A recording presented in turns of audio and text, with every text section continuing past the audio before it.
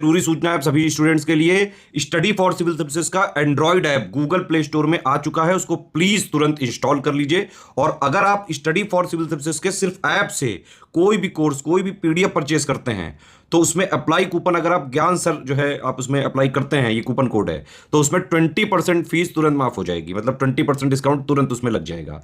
ज्ञान सर लिखना है, नॉर्मली ज्ञान सर स्मॉल लेटर में है सब कुछ, कोई स्पेस नहीं, कोई कॉलम नहीं, सिर्फ ज्ञान सर, GYANSIR। इस तरह से अगर कूपन कोड लगाते हैं आप ऐप में बाई करने से पहले, जो अप्लाई कूपन वाले में आता है, तो 20% का डिस्काउंट तुरंत मिलेगा। वीडियो देखिए।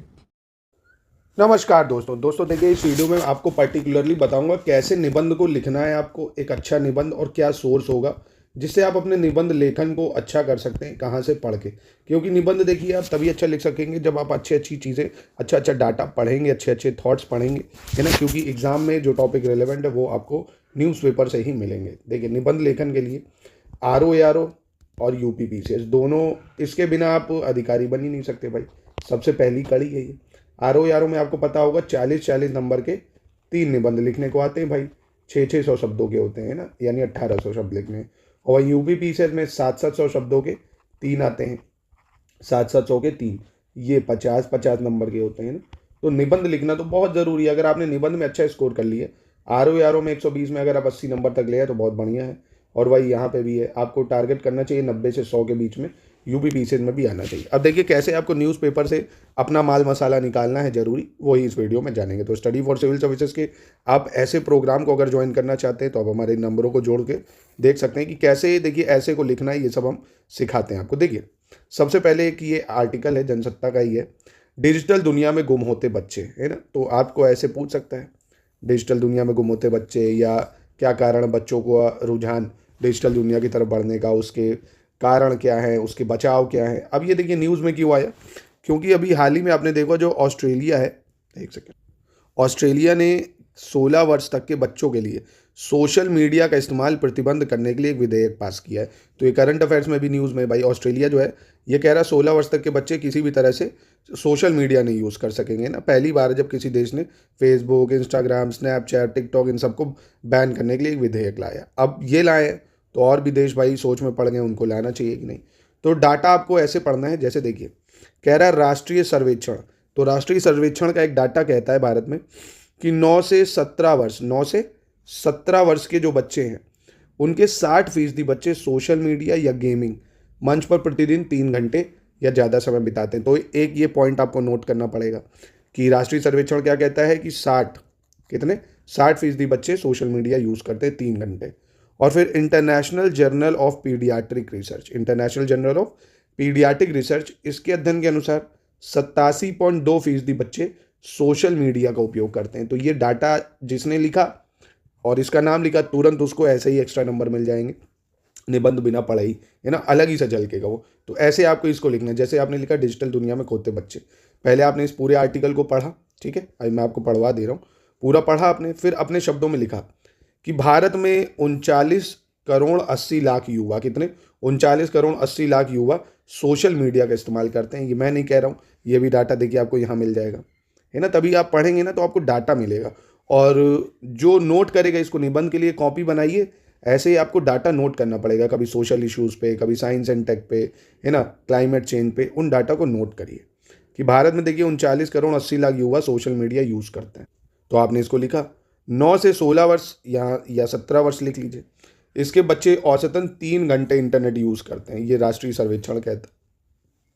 और इंटरनेशनल जर्नल ऑफ पीडियाट्रिक के मुताबिक 87.82% बच्चे सोशल मीडिया का उपयोग करते हैं। जैसे ही आप ये लिखोगे ना, आपको ऐसे ही निबंध चेक हो जाएगा तुरंत, समझ रहे हो। अब क्या कारण है कि भाई इंटरनेट का उपयोग बढ़ रहा है, तो सबसे पहले तो आपको पता ही होगा भाई, ये जो कोरोना आया इसकी वजह से बच्चों में सबसे ज़्यादा बढ़ा। क्यों भाई, डिजिटलाइज हुई एजुकेशन, हर बच्चे ने एजुकेशन घर से ली, हाथों में फ़ोन आया तो उन्होंने उसकी होमवर्क तो कर ही रहे, गूगल कर रहे हैं, इंस्टाग्राम खेल रहे हैं, गेम खेल रहे हैं। तो कोरोना महामारी के बाद शिक्षा का डिजिटलीकरण होना, खाद्य सामग्री से लेके आज आप देख रहे हो ऑनलाइन शॉपिंग हो, गेमिंग हो, ऑनलाइन चिकित्सा हो, ऑनलाइन लेन देन हो, इवन मंदिर में आपको कहीं जाना है दर्शन करने, वो भी ऑनलाइन रजिस्ट्रेशन है, मंदिर के प्रसाद की बुकिंग है, हर चीज़ तो ऑनलाइन है।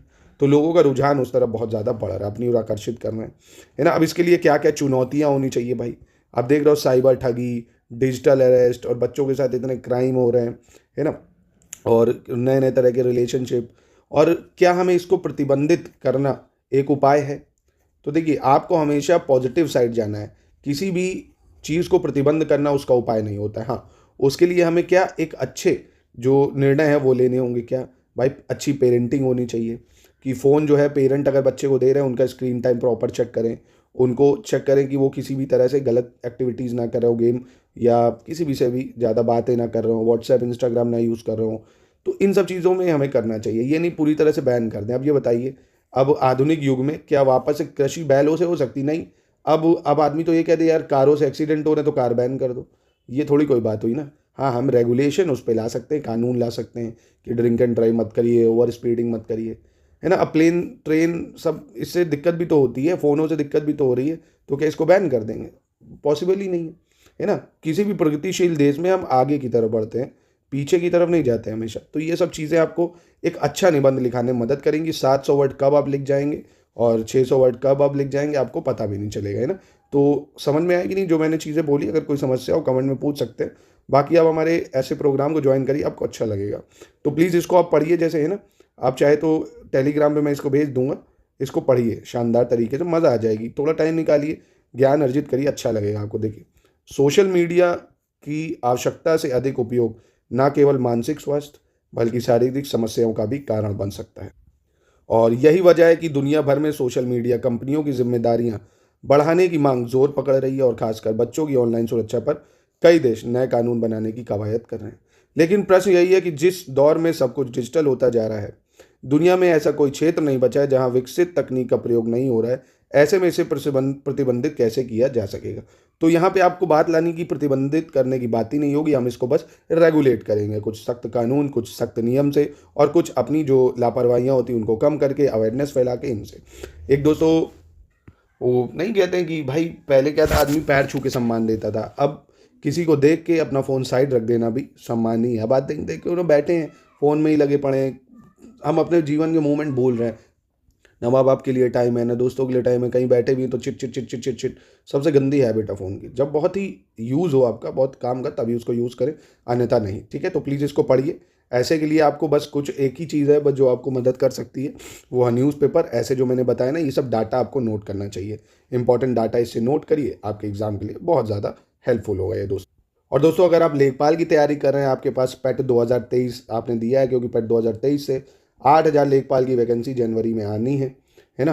तो आप, और देखिए उसमें सिलेबस भी चेंज हो जाएगा आपकी, तो आप संपूर्ण तैयारी ज्ञान सर एजुकेशन ऐप पे कर सकते हैं कंप्लीट।